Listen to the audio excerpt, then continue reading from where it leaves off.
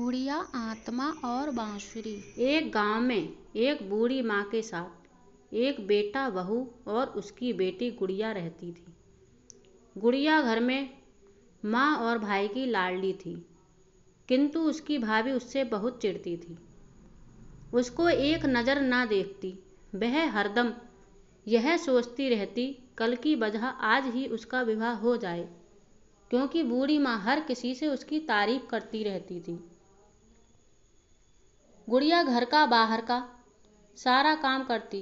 वह कितना भी कठिन काम हो घबराती नहीं थी, इसलिए पड़ोस में भी सबकी लाडली थी। गुड़िया कच्चे मकान में रहती थी। एक दिन की बात है, दोपहर का समय था। गुड़िया की माँ चंपा सो रही थी। तभी गुड़िया बिन बताए घर से बाहर मिट्टी लेने अकेली गई थी। मिट्टी खोदते खोदते मिट्टी की ढाग गुड़िया के ऊपर गिर गई और गुड़िया दबकर मर गई। उधर कुछ समय बाद गुड़िया की माँ चंपा नींद से जागी और उसको आवाज़ लगाई, गुड़िया, एक गिलास पानी तो दे।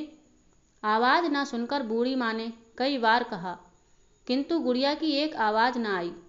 चंपा ने पूरे घर में गुड़िया को ढूंढा, बेटे बहू से पूछा और पड़ोस में पूछा, मगर उसका कुछ पता न लगा।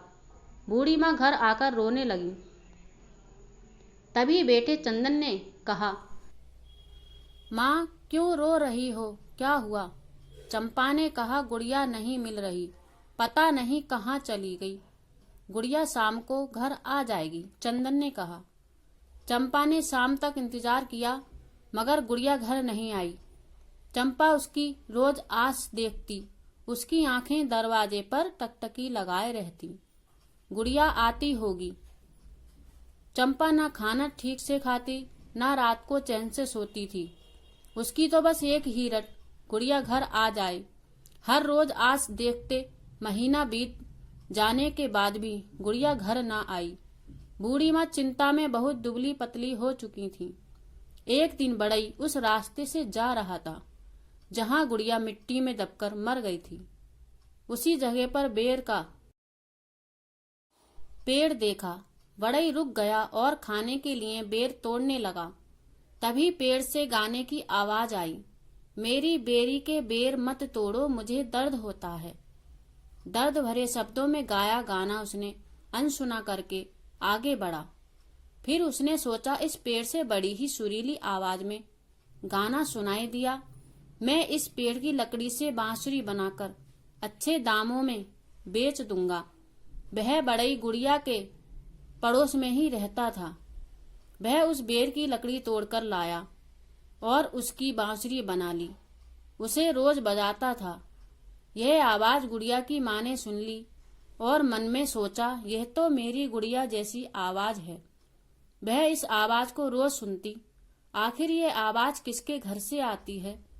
एक दिन चंपा आवाज सुनकर उसके घर पहुंच गई, जो बांसुरी बजा रहा था।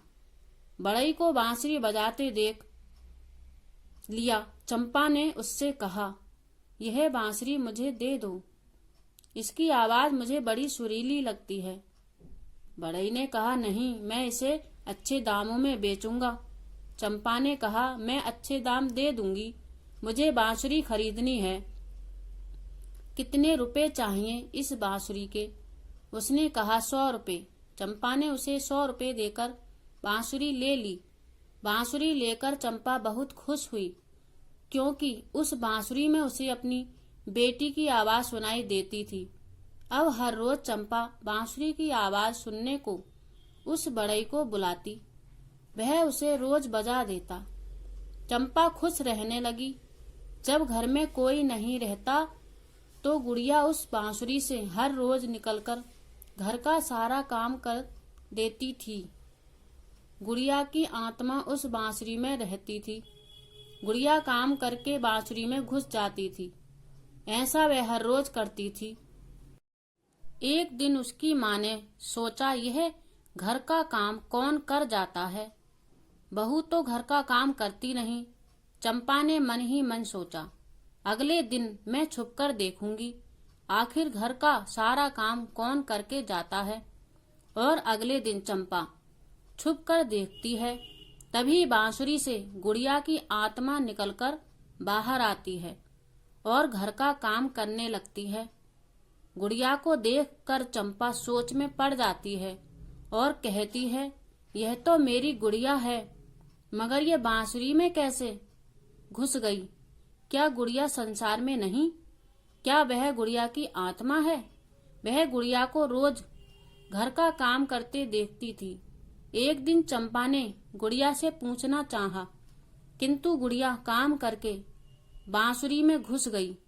चंपा ने कई बार कोशिश की, किंतु गुड़िया बांसुरी में जल्दी घुस जाती ताकि उसे कोई देख न सके।